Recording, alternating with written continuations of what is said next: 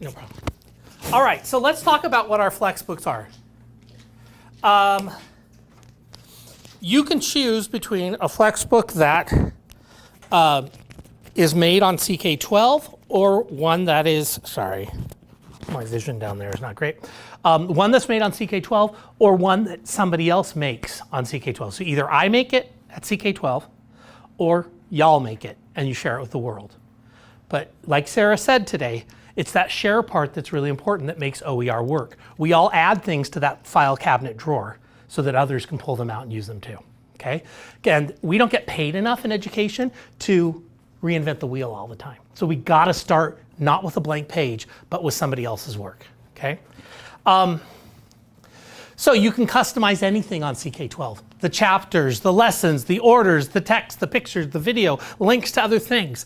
But the bottom line is you can create something that's specific for your students. So what I see often happening is the district, like El Paso, will create a book. And then they'll offer it to every school or every teacher. And then the teacher has the option of adding to it. Okay, so they can click customize again, and I can make the Carl Haley book at the Lewis Central Middle School. I can have my own book. And if I flip my classroom, I can put my flipped video classes, my videos in my textbook, etc. It's really easy to address changes to state standards. I know that Nebraska just got some new science standards and various other things, and that happens all the time. Or we discover new planets, or we make Pluto not a planet, and then we make it a planet again. I can't even keep track. Let's check on CK-12 to see where it is. You can add in local content. Because y'all don't live in one of the big 5 states, you don't get any books with anything about things around here. And so that's the really cool thing, is that you can bring in things happening in your state, in your area. And that's exactly what Coeur d'Alene, Idaho did. Mike was talking there, that they're from Idaho. No one makes a book for them. And for the first time ever, his middle school students using CK-12 are learning about Idaho's science issues as part of the science curriculum. And that's pretty cool. It has the look and feel of a book, and we'll talk more about that. But it has a cover, a table of contents. And the really cool thing is it's available on any device. Every device that I see sitting around here today, whether it's that tablet, my phone, laptops, Chromebooks, whatever, CK-12 can deliver on it, okay? It just needs a browser. Just open it up. Because every piece of content on CK-12 has a URL. Therefore, it's really easy to share anything. Can you download it for offline? Excellent, I love a segue. On mobile devices, you can use the Flexbook app, available on the store, or on a Chrome browser on your laptop or your Chromebook, you can do outline. So understand though, the videos do not come through. They are hosted at YouTube, and it's illegal for me to host them on a device if I don't own the content. So it's one of the limitations. Let's go here. So let's take a look at what we have. And I'm sorry, this is not in the optimal place for me here. Let me know if I stand in front of everything. Earth science, life science, and physical science. We offer foundational Flexbooks that we paid subject matter experts to come in. The same ones that when I worked for Pearson, I use at CK-12. Okay? These are people that have PhDs in curriculum development, and they know what the heck they're doing, and they write great content. But the really nice thing is, if you don't agree that it's great content, change it, okay? So we have high school science here, biology, chemistry, physics, and earth science. As NGSS comes in, and even if your state's not doing NGSS, you're doing maybe a form of NGSS that still has students thinking like scientists and Common Core. They're asking why and developing processes. As much as they might have become dirty words in the political scene, we stay out of that. But we have a lot of content that you can use today, regardless of the system you're coming from. And the same in math with middle school products. And we've gone down the road of the dirty word of Common Core now, because 42 states were screaming at us that they needed properly written books. So we didn't just change the color of the lipstick on the pig, as we say, but we actually rebuilt the whole books from the ground up, the way that the authors of Common Core, Phil Darrow and Bill McCollum, really intended learning to happen in Common Core math.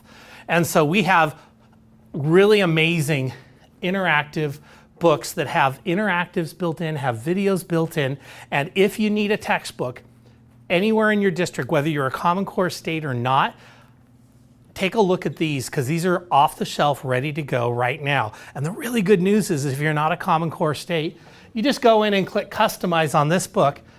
Leave CK-12, because I appreciate that, but put like Lewis Clark Middle School, CK-12 Interactive Algebra 1. And you can take off that part. And there you go. Now you've got a book that you can begin using. You can change the scope and sequence to match the district, mandated scope and sequence if your district has that. And you can begin using it today. So we have a full series for math. So we can go now to the schools page, and that's what I'll take you to. If you type this into your browser right now, let's go take a look at some of the work that has been done on CK-12.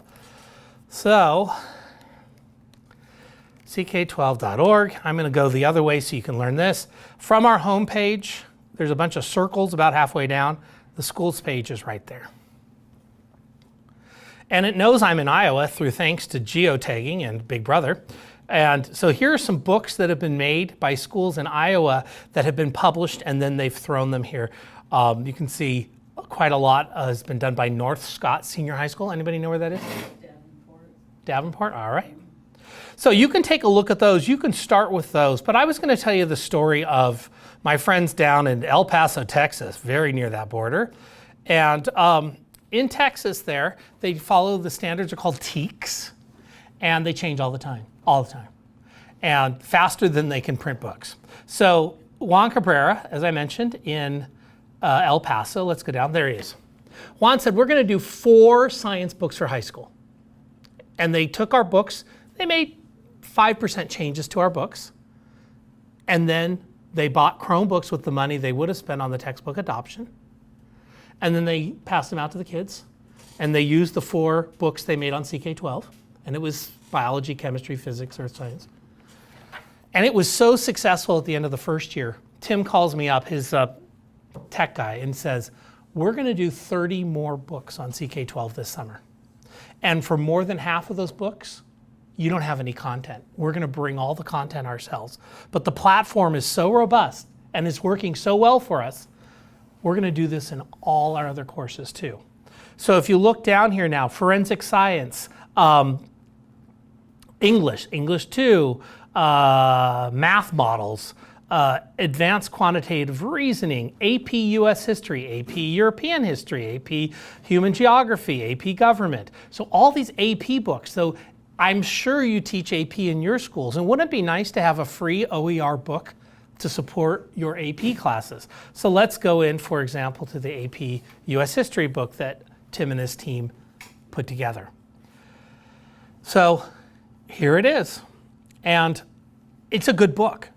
And the really cool thing is you can click Customize right here, and I'm going to say, thank you, Tim. I'm going to give you credit in the details page, but right here I'm going to put, where we are, Lewis Central AP US history book. So guess what? Lewis Central just got an AP history book, and I can begin editing it for him. So let's say I'm the AP history book teacher, and I come in here and I'm like, okay, I know this is a great book because they spent all this time on it, but I'm going to go move some things around. So I'm going to say, you know what, let's do this first, because that's the way I start my class, and then I jump back and do pre-Columbian times. So you can move scope and sequence around that easily. I can say, oh, you know what, this goes here, and forget the chronology here, I'm just going to do this here. And then you can go in, and each one of the units are right there, each one of the lessons rather, and you can delete that saying, oh no, revolutionary thinking, we're not teaching that. So got rid of that, we don't teach that. Evolution, bye-bye. So, climate change, it's funny, in NGSS, the 2 big topics that are the political things that people are climate change and evolution. And for many reasons, there are states now that are doing full NGSS, but they don't say it because of those 2. But it's NGSS. But they don't teach evolution and climate change because they don't want to. And the nice thing is that CK-12, we welcome them, because they can customize till their heart's content. You can take out anything you want. So you can see we've been making changes. I click save, and Lewis Central now has kind of a funny book that I've messed up, but alas, I can pass this on to him. So it's that easy to make a book. I could also go in and change any lesson and really do an in-depth look into what needs to be covered in that. And if there had been a Lewis and Clark AP US history textbook, it would have told you that. You know what? It wouldn't. It wouldn't have, and there's a reason for that. But you can create any name you want, even if it already exists. I haven't published anything here yet. Understand that, okay? I'm still in the offline world that I'm still creating it, and then I can click publish and share it with the world. But even then, 2 books can have the same name. It's just a search issue. So if I type in Lewis Central History, my book would come up in any other book that has been made, because maybe one was made by one of the Jennifers over here, and so and that's fine. Both of our books can be there. We can have competing books. Let's see who gets more hits, okay? Here we go. All right, and you can see here's the option for the offline reader right here. So those are Flex books. As I said though, Flex books are not the end-all be-all, because it's a very antiquated way of approaching learning. It's not personalized learning, it's one size fits all. And the publishers did a great job of convincing us for many years that I should buy a $150 book that works for all our students, because it doesn't. Okay, but they did a really good job. Hats off to them. It's like Dasani. Do you know what Dasani water is? Do you know what Dasani is by Coca-Cola? They literally go to the tap and they open the tap and they fill bottles with it. They do filter it a little bit, but that's Dasani water. And the guy who thought of it won this huge marketing award, because essentially you're reselling the same water they get for free back to them. That's marketing. God love them, Dasani. All right, back to my story here. We are here on the schools page. Okay, but the problem is, this was all leading up something until I got into Dasani. It's one of my... One size doesn't fit all. So we need to offer content broken up in different pieces. And so the way we broke it up in 2012, 6 years ago, is we said, let's break it up by the concepts involved. So that when somebody's coming to CK-12 wanting to learn about osmosis, what subject do y'all teach? Science, we're all science. Which science? Because scientists, by the way, are not generalists like mathematicians. You have to ask a mathematician, what do I teach? Oh, I teach math, because we teach anything. But you go over here to the scientists, and what science do you teach? Physical science, environmental science. Okay, physical. You guys are all the same? No, what are you? I'm life. You're life. So like biology is what that means. Middle school, so a little bit of everything. A little bit of, you're more of a generalist. But all of a sudden, when I'm hiring people and they're like, oh, I don't do that. I'm a biologist, I don't do physics. And it's just, the nice thing is, NGSS is making everybody learn a little bit more because of the cross-cutting concepts. And some of those science teachers now are real scared on that. They're like, no, I don't do that. I don't do that. So they come to CK-12 and they learn it and then they teach it. So that's good. So we have concept-based learning here. 5,000 math concepts. And the really cool thing is that we have a concept page for each one of our concepts. And when you go to the osmosis page, which is biology, you see we have 3 lessons, a Plex, 2 videos, some activities, study aids, real world applications, and assessment practice. So I call this page the Learn It Your Way page, okay? I don't care how you learn it. Pick any modality you want, just learn it. And it's really, really easy to point your students here because there's a URL that represents this page. So even if you're using Bob's science program in your district, you can still at the beginning of the week say, look, this week, here are the 8 concepts that we're covering. And here are links to CK-12. If at any point you don't understand what we did in class or you were absent, go to CK-12 and learn it. Because often what Jen does in her class is a guided discovery activity that is not understandable by the kid who wasn't there. They're like, yeah, I don't get that. But Jen can say, you know what, instead, go watch a couple videos on osmosis at CK-12, read through the lesson, and go try the practice questions on CK-12. And then you'll be caught up, okay? That'll be kind of what you do instead. So this is, I think, the best way to encourage your students is really making them independent learners, teaching them how to use a resource like this. And this is a resource not on the big bad internet, but in a nice curated world of CK-12. It's a safe world to play, okay? So, as I said, you've got a variety of modalities, and it's very clear which ones come from CK-12, but you can also click over here and go to the big bad world, at least big bad world of people who gave things to CK-12, okay? Adaptive practice. So this, I call it our secret sauce. Flexbooks are our flagship product that everybody knows us for. This is our secret sauce, okay? This is 150,000 math and science questions, okay? And some spelling. I've had real teachers and educators like yourselves write hints to each question. So it's the hint that as I come by and I see Scott struggling here, it's like, but where does the cell begin to blah, whatever question I would say if I was a biology teacher. But I would ask a guiding question, I wouldn't answer it, I'd just walk away.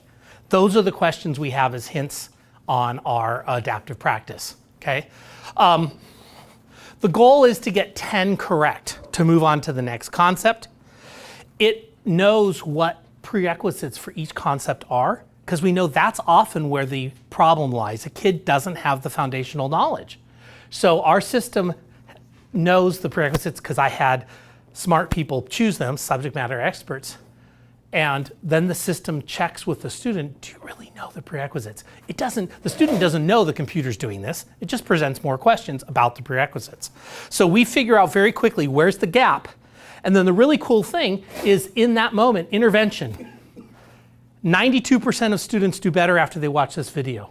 87% of students do better after they do this interactive. So the student is offered 4 choices of interventions, and they can go learn it the way they need to learn it. So, yeah, recommended content of struggling, and of course there's an app for that. So we have a CK-12 app. Kids love that they can do they can do their homework on their phone on the way home on the bus. They love that. Okay, and they can practice and they can watch the video, and they're very good at their phones, by the way, okay? So I've got an 18-year-old who's very, very competent on that phone. Probably gonna die with it in his hand, but alas. A teacher can assign specific concepts. So that means you can create assignments covering the concepts, for example, this week, and tell all your students, by Friday, you gotta finish your CK-12 concepts in adaptive practice. And then you get a nice little report of how everybody did, and you'll be able to see where the gaps are. You can even drill down and find out, like if you ever use Khan Academy's practice, exactly which problems they missed, what are the problems, etc. So really, really powerful. If you leave with one thing today, I don't want it to be Flexbook. I want it to be, how can I use CK-12's adaptive practice to really make a difference? Because when I have 150 math kids in my class, I don't know, in 5 classes, I don't know all their gaps. And that's where we have to use some power of machine learning to help us out with that. Because I'm a pretty good teacher, but I don't know 150 kids' gaps. And they change, by the way. So, all right, just moving along here. We're actually doing pretty well. Go to the next slide. Ba-boom, or not, come on. All right, second secret sauce from CK-12. We are spending a lot of time doing work that y'all can't do. So people ask me right now, Carl, why haven't you guys developed K-5 math materials? I'm like, because I've got districts around the country doing that. Because that's what you're good at. For years, you guys have developed curriculum. So rather than spending our hard-earned money on that, we're going to do the stuff you could never do, like adaptive practice and like interactives. So we really view our Plex and our simulation as the next frontier, not the final one, but the next one. So Plex stands for Play, Learn, Interact, and Explore. We have 1,200 interactives on key concepts of math and science, grades 6 through 12. So any key concept, any major concept. So you can go to this browse page here, and you can go check one out. But they all have the same format. a description of something. Go play with it, move the red dots around, see what happens, and then get enough knowledge to challenge me, usually 5 questions, and you can see what the kid learned. And the really cool thing is the last question is always an open discussion question, and we don't give the answer. So this is a great question that you can use to have kids think, pair, share, use it as a writing prompt, etc. So I love when Plex are used as a warm-up. So today we're studying osmosis in Jennifer's class. We come in already, I log into Google Classroom, and she goes, oh, there's a Plex Interactive. It's the first thing you do. So the first thing you do is you engage in a concept, you learn about it, before you tackle her great lesson that she's put together.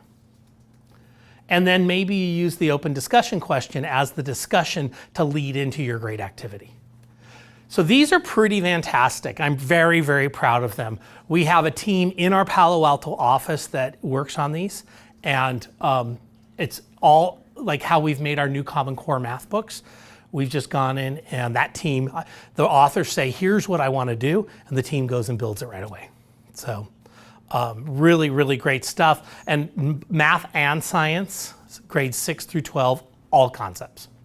So. And that's all branches, biology, physics, all their varying scientific specialist concept, they got them all there. So, all right, and our simulations are another secret sauce because no one else has them. And if you, I have science teachers from middle school and even grade 5 and grade 4 who are using our simulations now.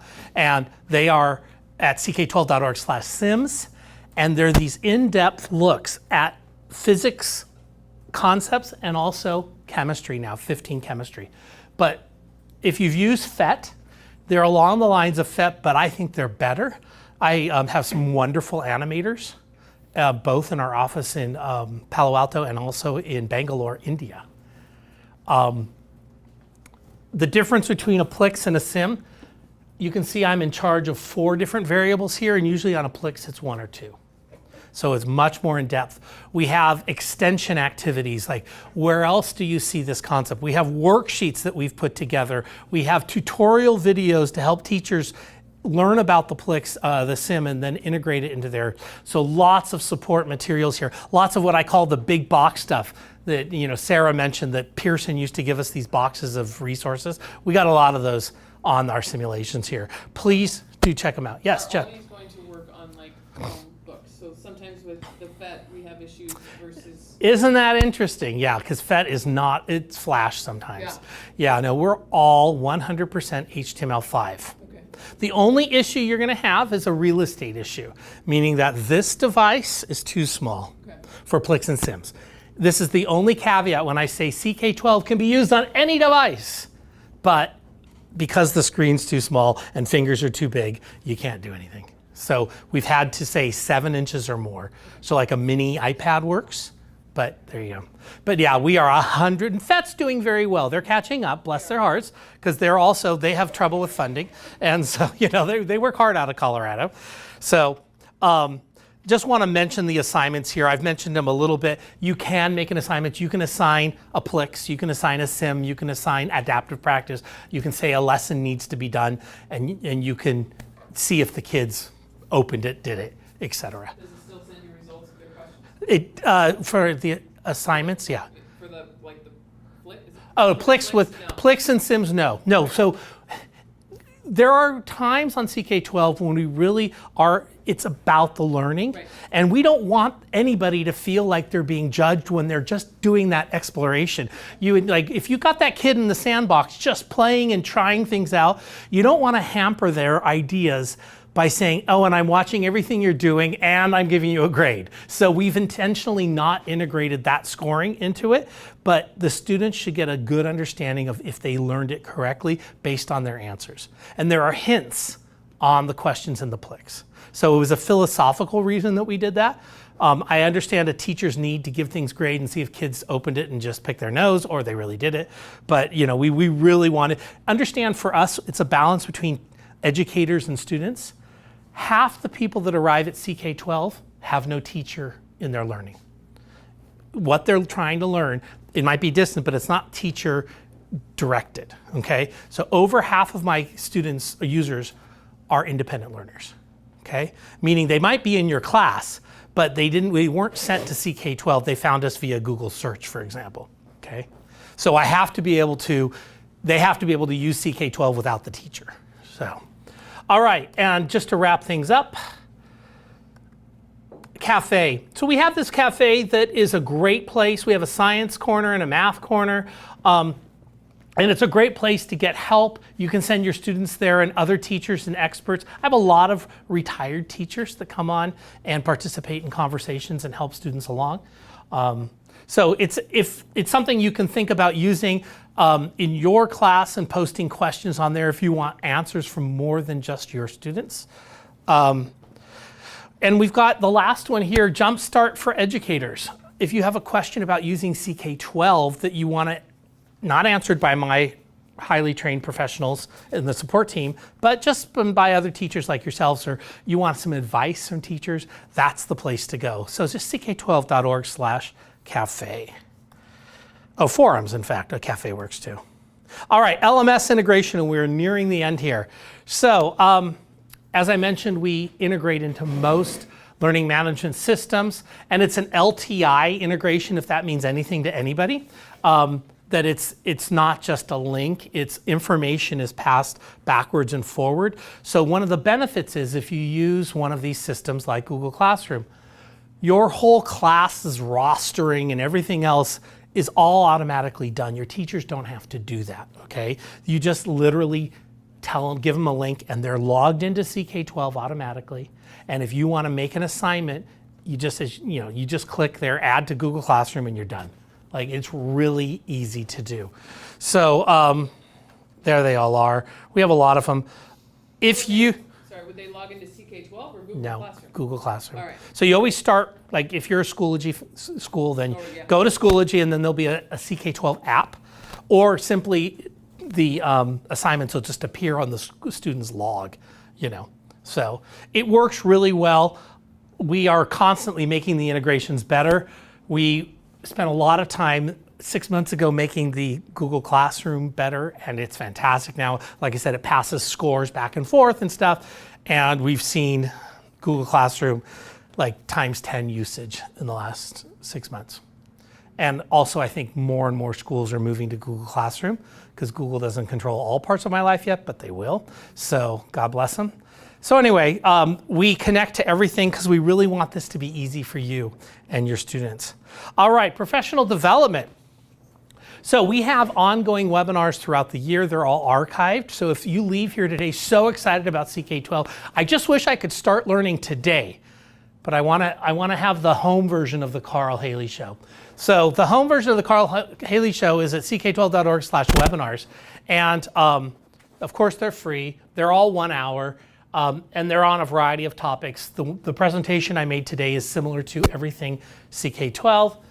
Then we have Flexbooks 101, Advanced Flexbooks, Adaptive Practice, Interactives. It's all there. And then, and this is this summer, and we have an opportunity. There's a mistake here. Don't you love mistakes? There it is. How about my own address is CK-12? How about that? That's great when that's wrong. All righty. So let's go to Certified Educator Program. So this summer, for the second time, we're offering you the opportunity to become a CK-12. Oh, it's going to the old link. CK-12 Certified Educator. And what the heck does that mean? What does that buy you? Well, what that buys you is knowledge, foundational knowledge that you need to go be super successful with CK-12 this next year with your school. So there's a little video about it, but more importantly, there's a lot of information here. 7 1-hour sessions, that's it, okay? You can do 2 of them offline, so it's only 5 live sessions, and we'll give you the knowledge you need. You'll get more stuff than you got today to really get started with CK-12. I have several districts that are paying their teachers to do it. They're giving them 8 hours of credit pay. And I encourage anybody that has access to professional development budgets that you offer things like this, because it's super valuable. And we've seen this year, we had over 1,200 people participate last summer. 450 became certified educators, did all the work. There's like 20 minutes of homework after every lesson, but that's it. And these 450 people have done amazing things this year. We've gone around and visited them around the country to really understand where the pain points are, what we need to do better. And they've done great, great things. So CK-12.org/certified is going to get you that program.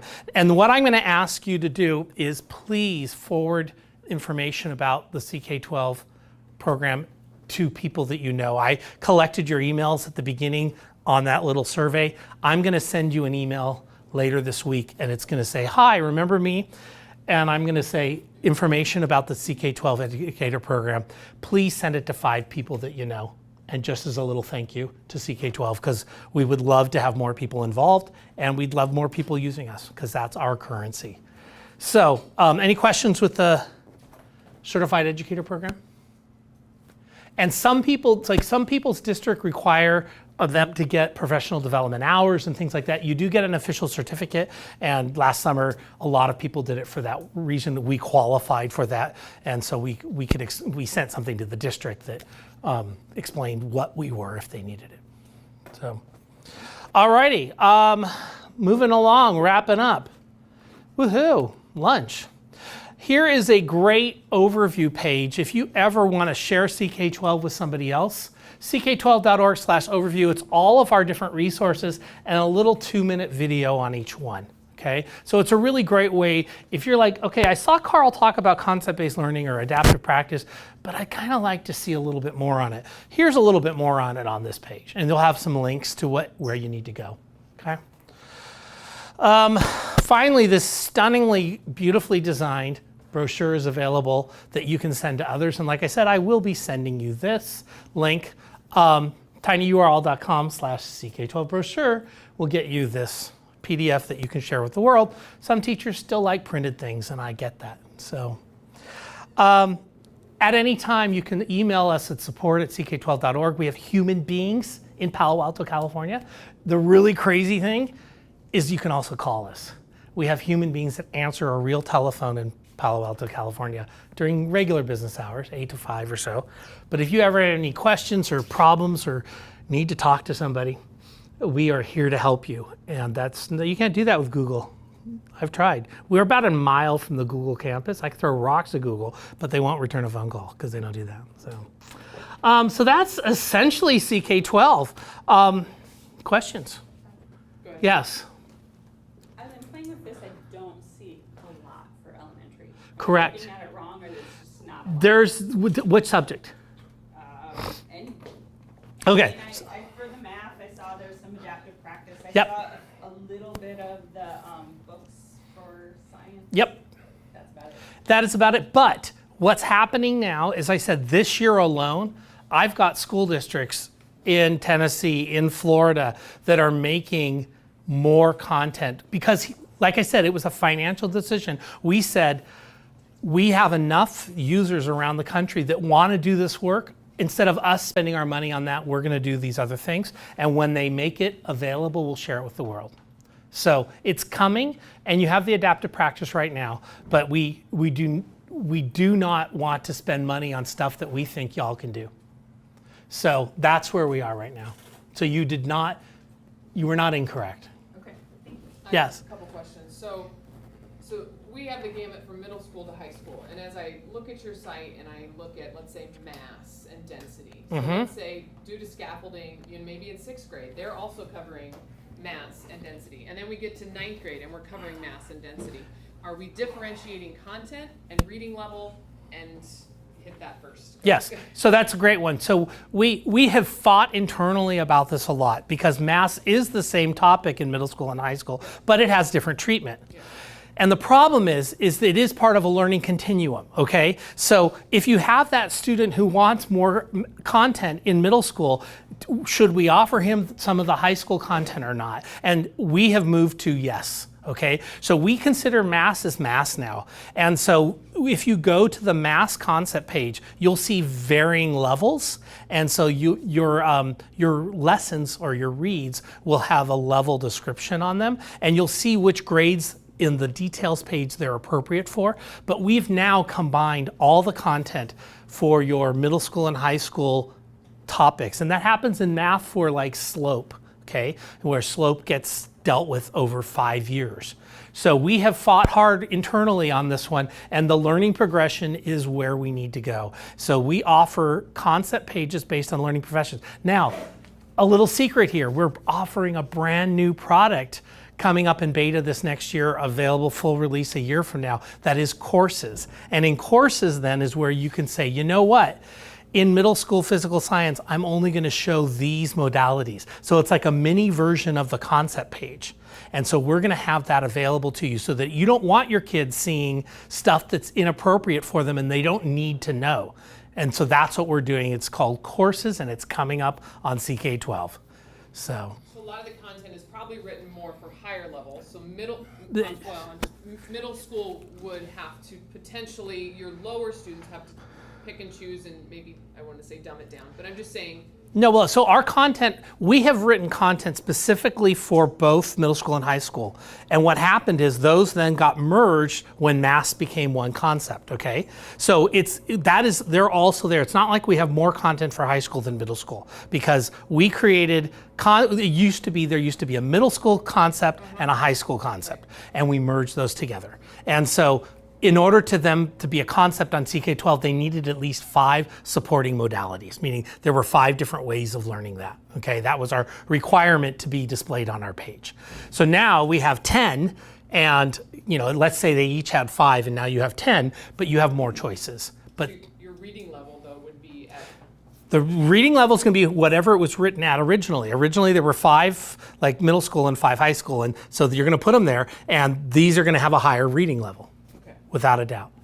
So, but we felt it was more useful to offer it and make the students say, oh wait, this is probably beyond me, and build those skills than for us to not offer it. Because what was happening is, like with Plex, we were developing Plex for the high school level that anybody in middle school could have used and benefited by. And so, like I said, this has been a real interesting discussion we've had internally that I'm happy with the solution we came up with. And the Plex potentially could be an issue. I'm just thinking out loud. So let's say they're covering density here, and we're like, hey, let's do this, and they do the Plex, they do the interactive, and then we get to the high school and we try to do something similar. We've already done this. Yeah, but it's funny, 3 years later or 2 years later, you're not going to hit that too much. You know what I mean? Like it's not going to be your biggest concern, because they're going to look at it through a different thing maybe, or they're going to be looking at it in a different way. So even if they've already done it at a lower level, they won't have gotten what you need them to get out of it in high school. And most of those Plex, are they 10 minutes? What's It can be whatever you want, like many activities. I think you can spend 5 minutes on a Plex. Okay. Like 7 minutes is what I wouldn't give up more of my time of my class. So it's not a huge content. Not at all. It's a warm-up. Literally, it's a warm-up. It's getting my kids' brains thinking. So I want to be mindful of time. Thank you all so much, and we wish you well on your little pathways of OER here. Step 1, you come to the conference. Step 2, you think about, what am I taking away from this conference? And I hope what you're taking away is something from CK-12. So thanks so much.